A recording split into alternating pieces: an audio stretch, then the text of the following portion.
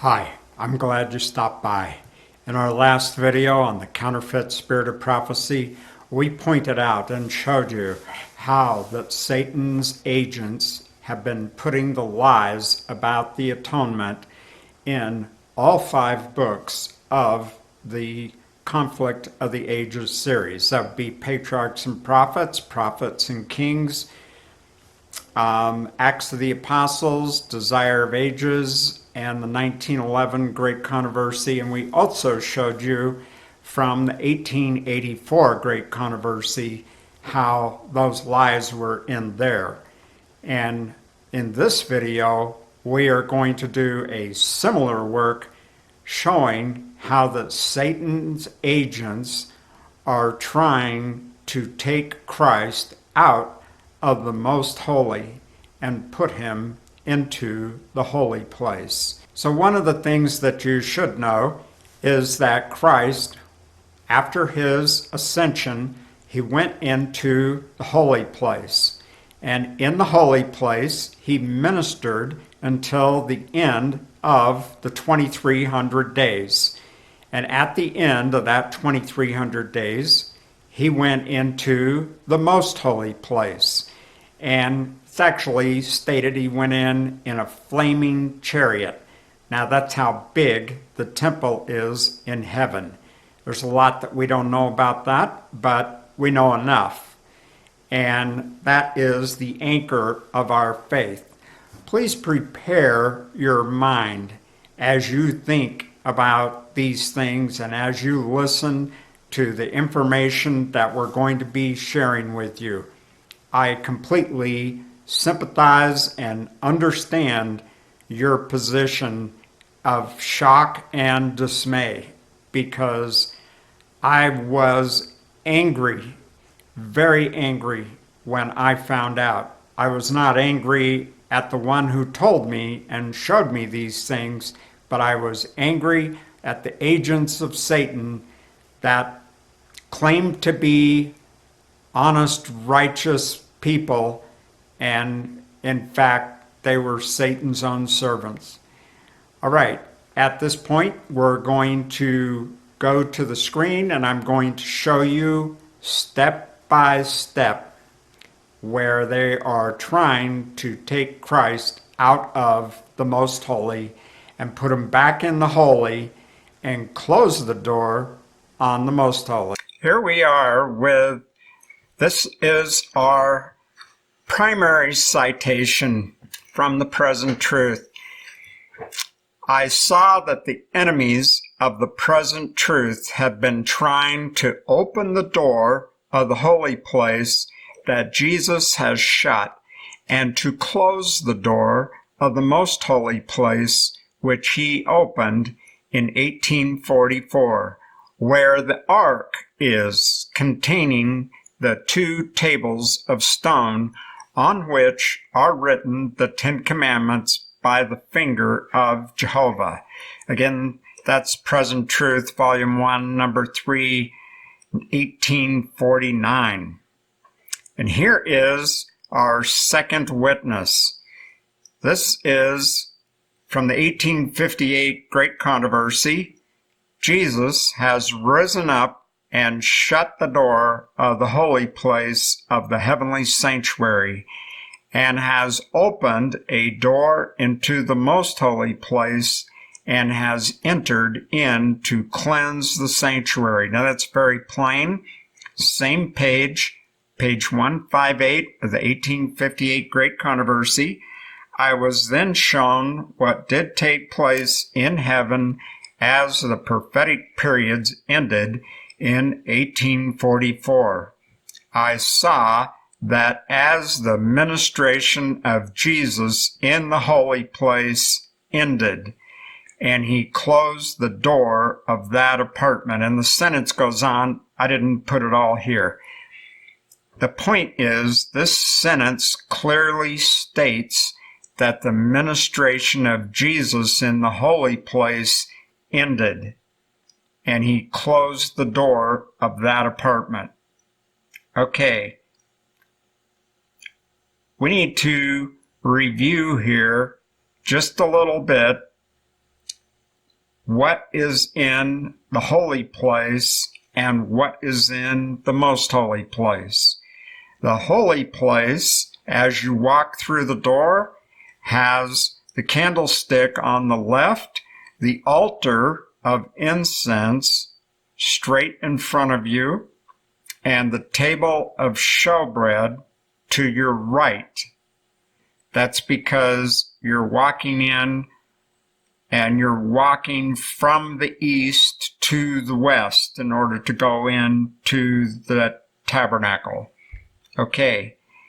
In the most holy place is the ark, and that's what our first place up here says, where the ark is containing the 2 tables of stone.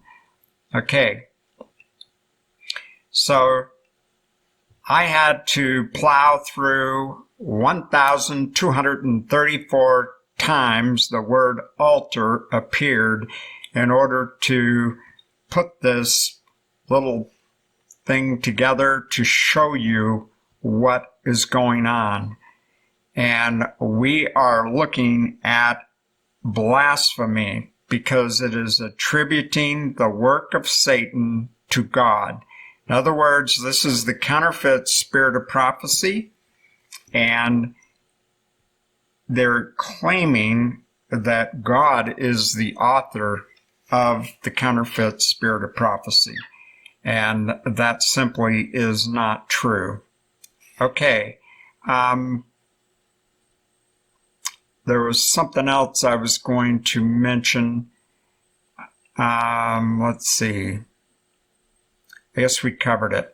That's good enough. Here we are. So this is number 1.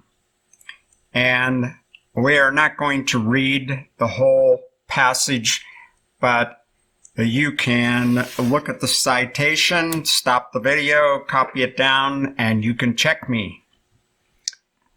It says here, "But Jesus alone is my dependence, in him I trust. He loveth even me. He is at this moment." Well, when is this moment? He is at this moment standing at the altar of incense, presenting before the Father my prayers. Now, where is the altar of incense? It's in the holy place and not the most holy. So here is the citation. Anyone wants to stop the video, I pause here just a moment, and you can stop the video and take it. All right, this is item number 2. This is the second time that this lie of Satan is in the counterfeit spirit of prophecy. This is, it says, "When armed with the promises of God, you come to the Father in the name of Jesus. The great intercessor is seen by faith standing at the altar of incense and having in his hand the golden censer." I don't know who's writing this stuff. I just don't know, but that's the altar of incense in the holy place, and Jesus is not there. Who is there? Well, Ellen was shown a vision where Satan appeared to be by the throne in the holy place, trying to carry on the work of God. Now, that was not literal, and that's in the 1851 Christian Experience and Views, and in the supplement, 3 years later, she wrote the explanation for that.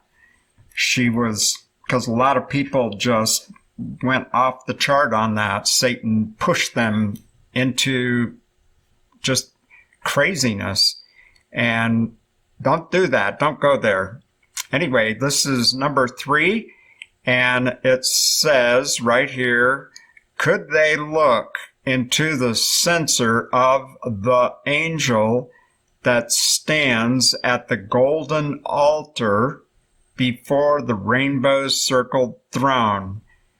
Now, you have to understand that Christ is also the archangel. This is not a regular angel. They're talking about Christ is standing at the golden altar. The golden altar, the only altar, is the altar of incense. And then it says, before the rainbow-circled throne. Well, they're talking about the throne of the Father. And look at here. This is Review and Herald, July 4th, 1893. Look it up. See what it says. Somebody is being a servant of Satan and putting this stuff in this material. Here it is. This is number 4. We're not going to read the whole thing, but there it is. It says, then it is that Christ clothes the contrite suppliant with his own priestly vestments, and the human petitioner approaches the altar holding the holy censer, from which ascends the incense of the fragrance of the merit of Christ's righteousness. Signs of the Times, June 18, 1896. When you look on the right down here, the cross and its shadow, page 182, you'll find a reference by Stephen Haskell, where he points out that none but the high priest could do this work. This is pure blasphemy because, first of all, this is a lie of Satan. This is not true, and it's not truth, and it has nothing to do with that. Here, they're saying that when you confess your sins, that Christ clothes you with his own priestly vestments, and the human petitioner approaches the altar, which is in the holy place, holding the holy censer. This would get you executed by God for even literally being there and attempting to act the part of the high priest. This is outrageous. This is just incredible to me that this is even there. For some reason, though, somebody, I don't know who at this point in time, was editor of the Signs of the Times.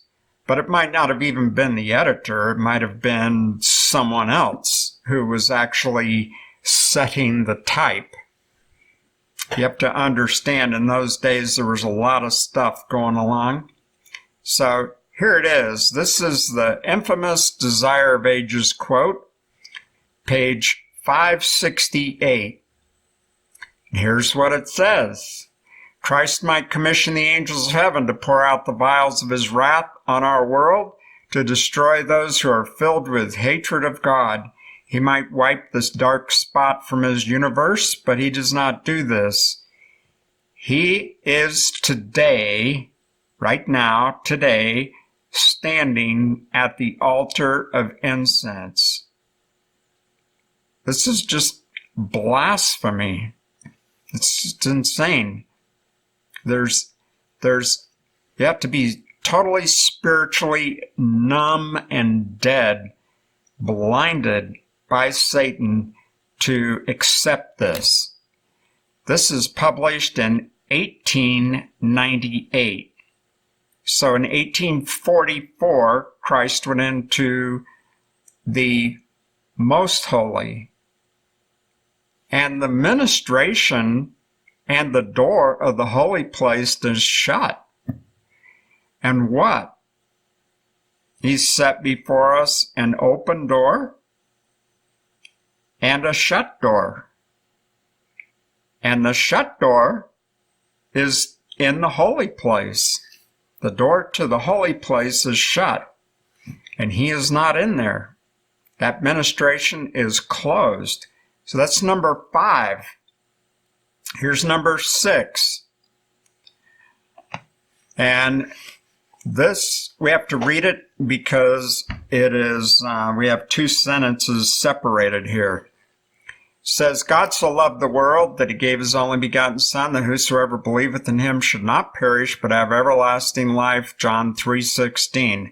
Very nice. They quoted some truth, but this is the problem.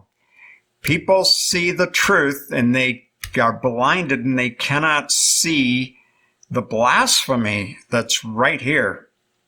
Jehovah did not deem the plan of salvation complete while invested only with his love.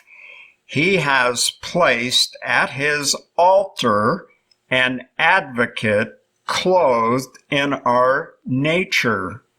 And a little bit later, I'm going to prove to you that this is not a typo. This is not a typo. Oh, well, they meant ark. No, it is not a typo. And I'm going to prove it to you in just a few minutes.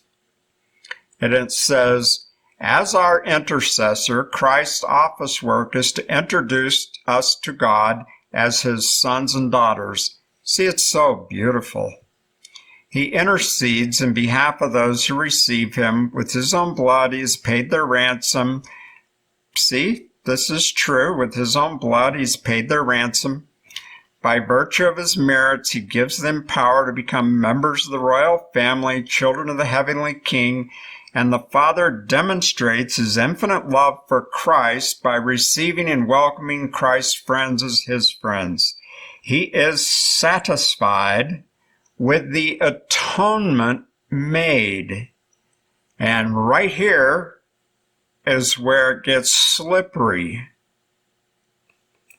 Okay? You gotta watch this stuff. We just had the other video on the atonement, and that is why I'm here with this on the altar of incense today. There's only one altar in the temple, and it's the altar of incense. And so it's saying here, he is satisfied with the atonement made. He is glorified by the incarnation, the life, death, and mediation of his Son. Now, this does not say nor imply that the atonement is actually started, according to these people, with Christ's death on the cross. But that's what they're thinking.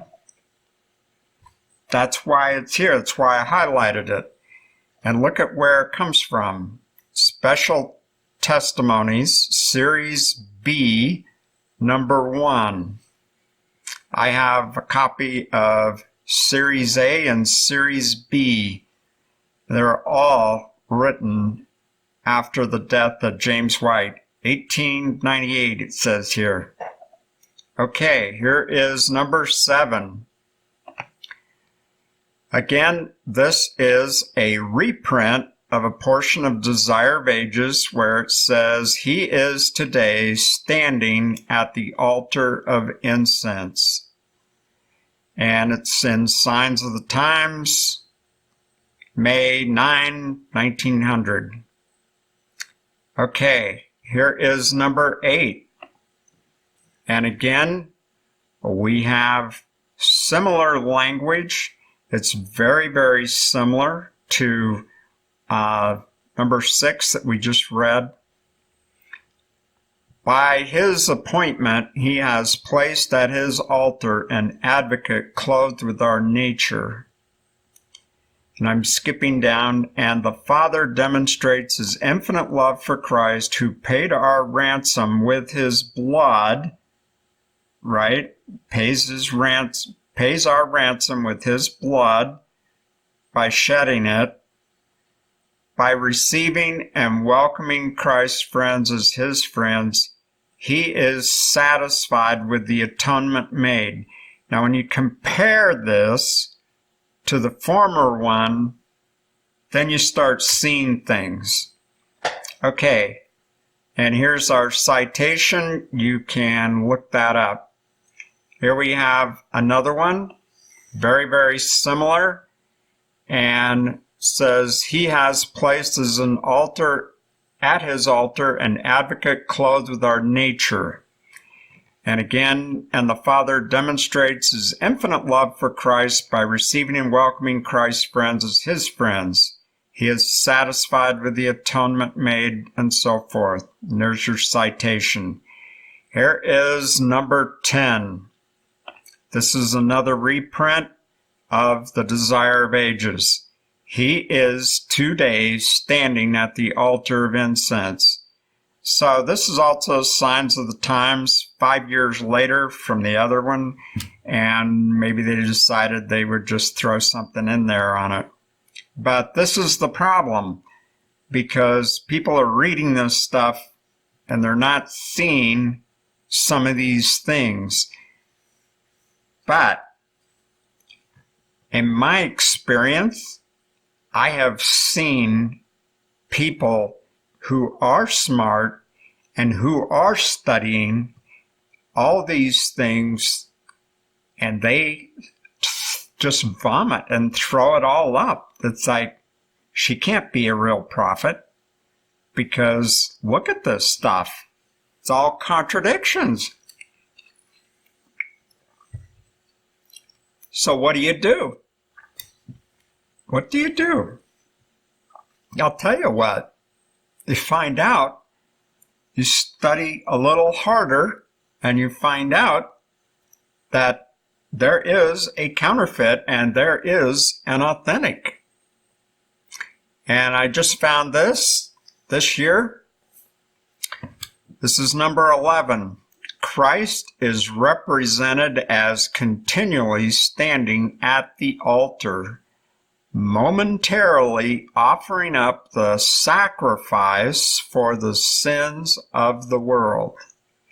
And you can look this up. Here's your citation, and it's copied from Letters to the Churches by M.L. Andreasen, letter number 2, page 8. So, what is happening here? Well, I got something for you. We're comparing number 6, number 8, and number 9. And what I did is I made this little comparison, and I'm showing you how they changed things. And this right here, I'm scrolling very slowly, and I want you to play this again and again and again and see for yourself how they have altered. The altered words are in red. And also, look right down here, you'll see a D right here in received. Instead of just singular, it's past tense. And over here, they capitalized intercessor, and I put a red letter I there. But these two, 6 and 9, are almost, they're pretty much exactly the same. And here's the citations for all three. And look at how they did this and how they worked the atonement right in to this whole program here. And this is what you're looking at here is the sophistry of Satan. That sophistry is spelled S-O-P, his, H-I-S, T-R-Y, his try. And it is the counterfeit, spirit of prophecy, his try. And it is sweeping tens and hundreds of thousands of believers into the grave. And they are going to come up in the second resurrection. And because why? They didn't study. They didn't get serious about this faith. And this is what you have to do. I'm going to scroll back up here again so that you can get it again. And just slowly scroll down all the way to the citations. Okay. And my heart bleeds for you because I know I was in that church for 50 years. If you are thinking about it or whatever, give some very serious thought. You should not be in that church. Membership means support. And you are supporting wicked leaders. You can look on I have a link in the description, and it clearly shows the church is saying we are a mainstream Protestant church right there on their page. And it's just outrageous.